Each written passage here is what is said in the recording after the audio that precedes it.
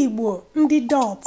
mmalite na ọgwụgwụ ekene ime unu ndị be anyị ọdụrọkwa m nke ikwu ogologo okwu n'ọkụ unu nwere nwa egwu anọ wenedo onwe unu anya. Egwu a si n'otu nwaada Igbo anyị ma ama Amarachi Atama,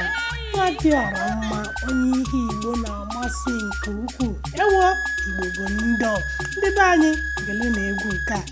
atọ anyị iche.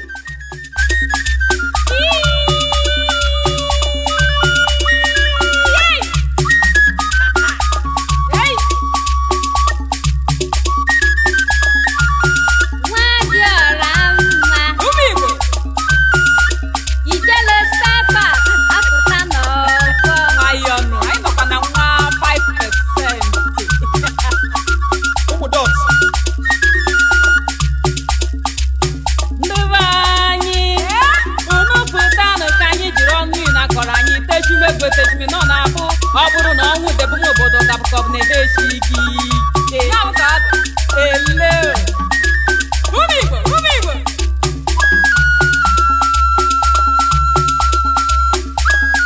egwu a tikọrọ agaba ikọrọ ogo ụlụpụta gị tee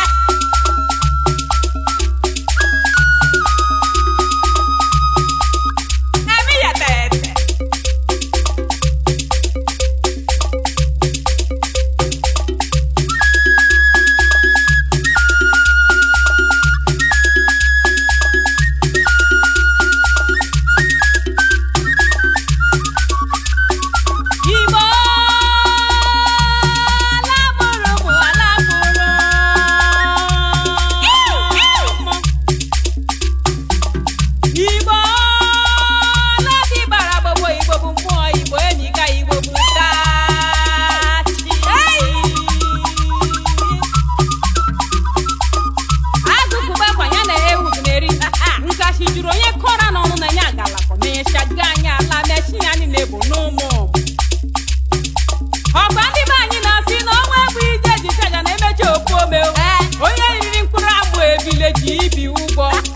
Igbo anaghị eburu ịgbatị bafọ dị nka karịala onye usi ansi obodo ya nkịta aka jide akpụ egwu atụkpo ofe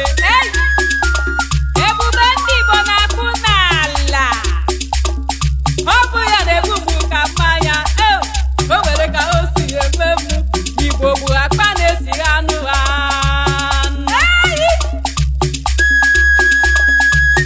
o nwere ihe dị iche eji mara ndị Igbo mana nke ejighị ama anyị bụ ịbụ mmadụ maka na anyị na ọnwụ anaghị erikọ n'otu efere mana onye atinyela Igbo aka nsị n'anya Igbo bụ ndụ ledo ya anya chetakwa na ihe jiri kọọ ndụ alaghị n'iyi na anụ ọbụmụ kube unu ekwere na nkịta Igbo bụkwa n'anya ọ bụ ya bụ ọnọ n'elu chiri ebube iwe ndị Igbo ka uwe ọtụrụkpọkpọ eji ikwenike ga-asụkwa osisi ụgwọ ya mana sekwe ha na-ekwu onye akpakọ na-aga aka n'ọdụ ma ọ dị ndụ ma ọ nwụrụ anwụ onye akpakọ na-aga aka n'ọdụ onye akpakọ na-aga aka n'ọdụ ma ọ dị ndụ ma ọ nwụrụ anwụ onye akpakọ na-aga aka n'ọdụ onye akpakọ na-aga aka n'ọdụ ma ọ dị ndụ ma ọ nwụrụ anwụ onye akpakọ na-aga aka n'ọdụ ebube agụ na-eche agụ ọ bụghị maka ekpekpere ọnụ osi na-achị Igbo ji ebube aka ụmụ Igbo ụkpụrụ ọgan Igbo dị omimi ọ bụghị ihe a na-akwụ ọtọ ya ekwuchasị nchọtagodo chetukwuru ka m jupere gị mere ntị a na-akọwa ihe dị omimi ya kọwa kacha Igbo dị ka anwụ Igbo dị ka ala Igbo bụ oke ikuku Igbo bụ osimiri ata adịgbo gboo maka ndị anaghị enwe nghọta ma ha jụọ gị jikere ha na Igbo bụ mmụọ akụ dị elu anaghị ekwe mbulite aka na-ebu ajụ Igbo bụ asụsụ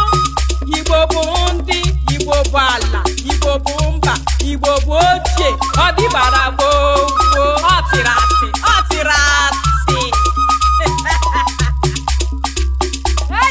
Igbo bụ aka ji akụ ngalaba ụwa niile Igbo bụ ọganihu Igbo bụ amamihe Igbo bụ mmụọ n'igwe